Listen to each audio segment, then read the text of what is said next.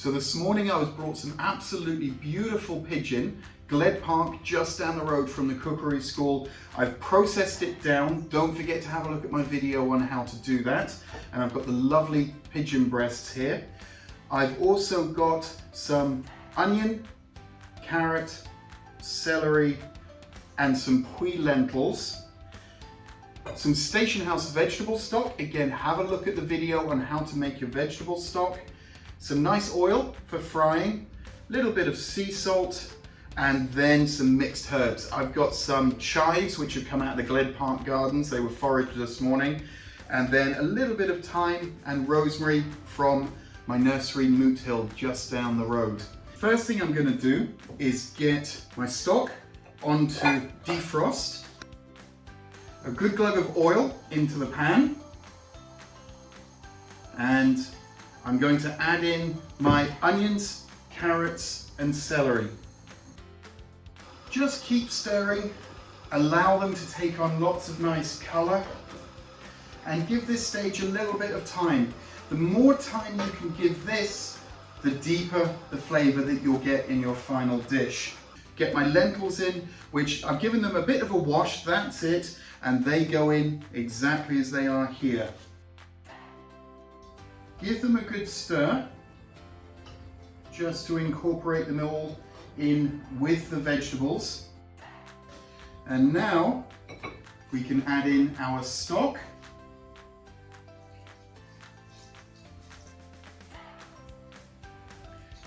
Enough just to cover them is what you're looking for, because we want most of that stock to evaporate by the time the lentils are cooked. As the lentils are cooking down, I'm just going to prepare myself a nice little bowl of chopped fresh herbs to be able to put through it and also finish the dish with. So a little bit of rosemary. Always snip off your rosemary from the top. Don't take the whole stalk, just a little bit off the top. And remember, rosemary is powerful stuff, so don't overuse it.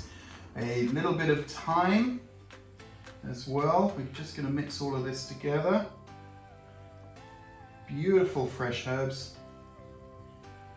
And then we've got some freshly picked chives, picked this morning, just absolutely gorgeous. And we're going to put those in as well. And those chopped up, we're going to run through our lentils.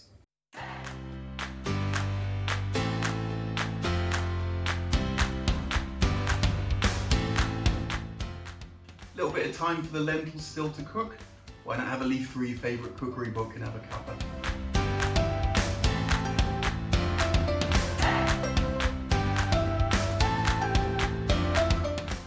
Time for just a little bit of a taste just to check that they're cooked. Oh, beautiful. I've got my sea salt and I'm gonna do a couple of grinds of seasoning. Always season with your fingers to avoid over seasoning, and always season taste, season taste. On to cooking the pigeon breast, which we have here. I've also got a little bit of our herb butter. Please do have a look at the video that we did some homemade butter on to learn how to make that. A little bit of oil that I'm going to start it with. We'll finish it with the butter, and then some sea salt for seasoning right at the end. Here we go. My pan is just heating up nicely. Always remember, if you're pan frying any kind of meat, bring it to room temperature first. If it's chilled down, that means that the outside can overcook before the center has had a time to cook through. We're going to start off with a nice little drizzle of our onion infused olive oil here, in with our pigeon breasts, and we're going to turn them presentation side down. So the top of the breast needs to go down. Boy, will you ever read a lot about the correct way to cook a pigeon breast, a steak, with regards to should you be turning it frequently, should you not. I'm going to give you the approach that works for me, because what we're looking for is for a nice umami rich crust to form on the outside of the breast, but we don't want to overcook the center. With pigeon, it's really important not to overcook it. This is so fresh, I'm going to be really happy to have this a rare to medium with no problems whatsoever. If you're unsure of the provenance of the meat, you've got to make your own call. What I like to do is to put it in and leave it. Don't keep turning it. We want to form that crust on the other side of the pigeon breast. The other thing that we can use to help us is if we look, we can see the cook line gradually rising up the breast so we can see where it's cooked. Now if we allow that to come over half to about 2/3 cooked and then we turn it, we can be really, really sure of how much that's cooked through. So watch that cook line as it rises up the pigeon breast. So we can see now we're just over the halfway line. We're about 2/3 cooked through. And so what I'm going to do now is just turn the breast once and add in our herb butter.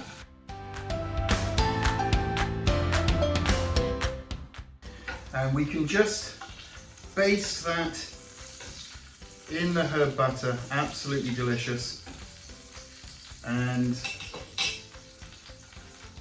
there we go. Yeah, I can feel that's cooked through absolutely perfectly. There's a little bit of give in it, but it's not too firm. So now a very important part, I want that to rest for a little bit. So I've got a bowl with another bowl upturned in the center, and I'm just going to rest that along the side. There we go. Just for 4 or 5 minutes is all you need. It's quite a small breast there. Resting meat is really important. Don't omit that stage. And now we can just have a quick look at our lentils. One final taste, just to check for seasoning. So fresh, so earthy, so sweet, absolutely beautiful. Now it's time to plate up our dish.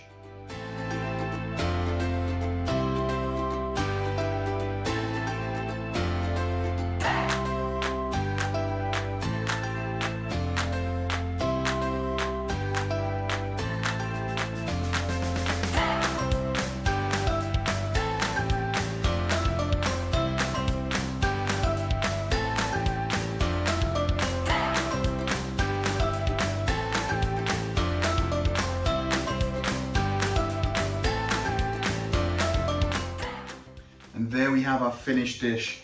Thank you, Rupert from Gledpark, for bringing me the pigeon. We've got beautiful, earthy, sweet lentils, pan-fried pigeon, and I can't wait to try it. Here we go.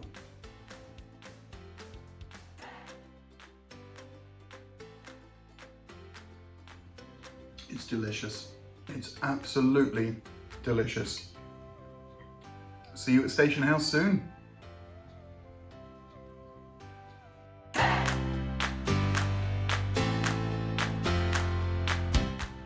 If you enjoyed this video, please hit that like button down below, and if you're new to the channel, please subscribe and hit that little bell to turn on notifications.